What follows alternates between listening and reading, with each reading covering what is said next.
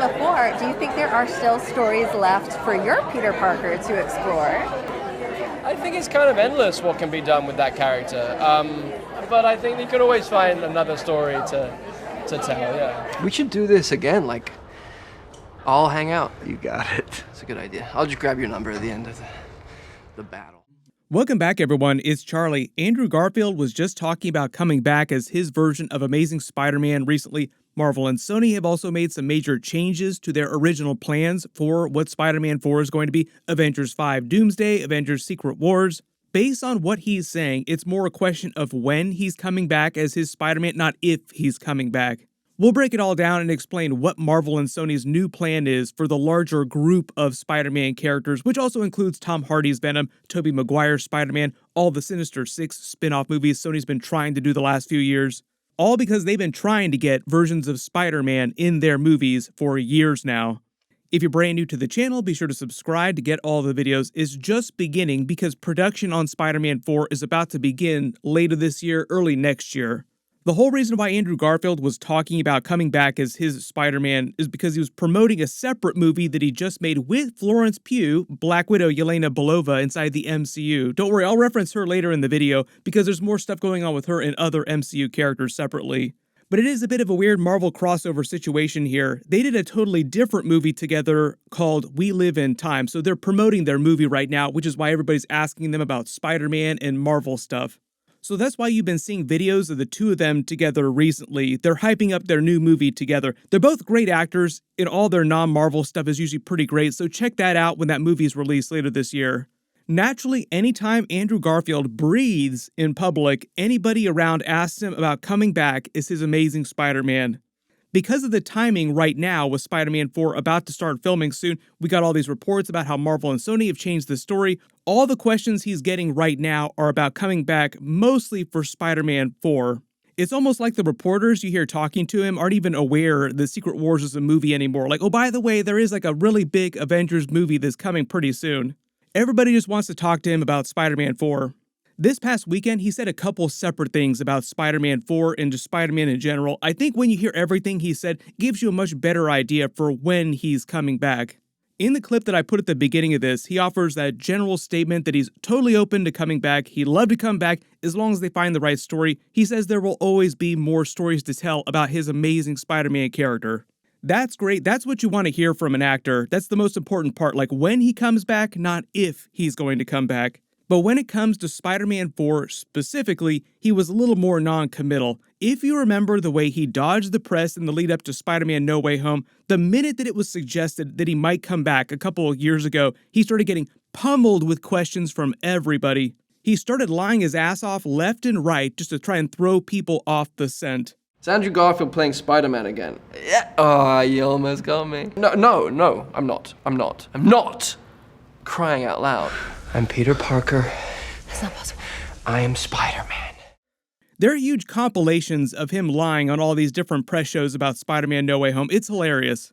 But this past weekend, he said pretty much the same thing about coming back in Spider-Man 4. He implied that he was not, and he was asked specifically about Spider-Man 4, like not coming back in that movie. Here's the thing, yes, I do think that he's terrible at lying just in general. Anytime anybody asks him about Spider-Man, he's probably going to lie about it. And even if he were in the movie, yes, he would lie through his teeth nonstop until the movie comes out. Spider-Man 4, currently supposed to come out July 2026, by the way. More on that in a second because the timing of the movie will be important. But this time, at least without more evidence, I actually think that Andrew Garfield is telling the truth and he is not going to come back in Spider-Man 4.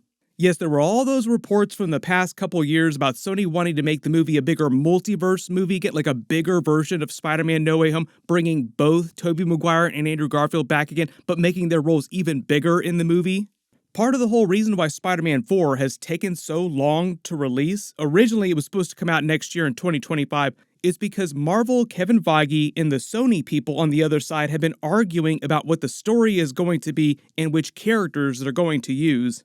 Now, keep in mind, that was the last couple of years. Recently, though, it sounds like all those plans changed, like everybody's plans changed. Originally, Marvel and Kevin Feige wanted the movie to be more of a ground-level, friendly neighborhood Spider-Man kind of movie, like a very back-to-basics, ground-level kind of Spider-Man movie with a more grounded villains from the comics. Separately, Kevin Feige also said the plot of Daredevil Born Again episodes next year, we'll be getting those episodes next year, would heavily influence the plot of Spider-Man 4, meaning Kingpin and Daredevil would cross over in the film in some way. And it sounded like a solid pitch. That's where you saw all the theories that Kingpin was going to be the person to hire the MCU Sinister Six. Like, you have the Michael Mando version of Scorpion. You just have other characters that they've already established could be Sinister Six MCU characters, and they could just introduce some new ones from the comics that they haven't done yet. Sounds like it'd be a solid Spider-Man movie without getting into huge universe-ending Avengers-level stuff, which I think was what most people were asking for after the first 3 Spider-Man movies. Like, take it back to ground level, make it more of a core Spider-Man type of movie. Maybe they'd have some kind of post-credit scene helping set him up for Avengers 5 and Spider-Man 5, but that's about it. Spider-Man, the rent is due. Sony, on the other hand, as you probably expect, wanted Spider-Man 4 to be an even bigger multiverse movie, even bigger version of Spider-Man No Way Home. Bring back Tobey Maguire, bring back Andrew Garfield, more universe-ending consequences, more Avengers-level Spider-Man stuff, and they wanted to set up Tom Holland crossing over the multiverse to the Venom universe so they could put him in a bunch of their Spider-Man spin-off movies they've been doing. Remember, all those Spider-Man movies they've been trying to make without a version of Spider-Man. We all saw Madam Web, we've seen the movies recently, we saw Morbius, we know how that's going for them. But I don't know what just changed behind the scenes, but it sounds like very recently Marvel and Sony either had some kind of compromise or Marvel's larger changes to Avengers 5 and making it Doomsday instead of Kang Dynasty, bringing back Robert Downey Jr. as Dr. Doom and the main villain for Avengers 5 and Secret Wars. Whatever changed between Marvel and Sony, it sounds like Spider-Man 4 will have more multiverse-level stuff going on in it, especially because it's being released between Avengers 5 Doomsday and Avengers 6 Secret Wars, meaning that if you really think about the timeline here, based on what the Russos said in their big Comic-Con presentation where they revealed that they're coming back, the Avengers 5 Doomsday is basically going to adapt a version of Time Runs Out, and that's where Robert Downey Jr.'s Dr. Doom comes in. He'll be doing something similar to what Dr. Doom was doing during Time Runs Out. If you didn't read that comic book story, at the end of Time Runs Out, when time runs out, as the name implies, the entire multiverse collapses and Dr. Doom takes the power of the Beyonders and forms a single world out of the remnants of all the other different universes that survive. So you wind up with a version of Battle World where a bunch of different characters from different universes are together, and Dr. Doom, Robert Downey Jr.'s version, becomes a version of God Emperor Doom, and that's your Secret Wars, which plays out like the more recent version in the comics. The Marvel movie version of that will be a little bit different just based on all the changes they've already made in the MCU. They tend to change comic book stories a lot anyway, but that's basically the stories that they're adapting for Avengers 5 and Avengers 6. So that's why a lot of people now are wondering if Spider-Man 4 is going to have to take place on Battleworld, on a version of a world where all these different universes are combined, so you have a bunch of different multiverse characters running around in the background. There's a couple ways that Marvel and Sony can deal with that. Like, they can just say the Spider-Man 4 takes place earlier in the timeline before the multiverse completely collapses. But either way, Spider-Man 4 is coming out right after Avengers 5, so regardless of what the actual story of the movie is going to be, they have to address what happens at the end of Avengers 5. What I think they're going to do, just because so much is going to be happening during Avengers 5, is that they'll take the Ant-Man and the Wasp tactic. If you remember Ant-Man and the Wasp, it came out right after Avengers Infinity War. There was the snap, half of all life erased in the universe. It was a crazy downer ending Empire Strikes Back style for that movie.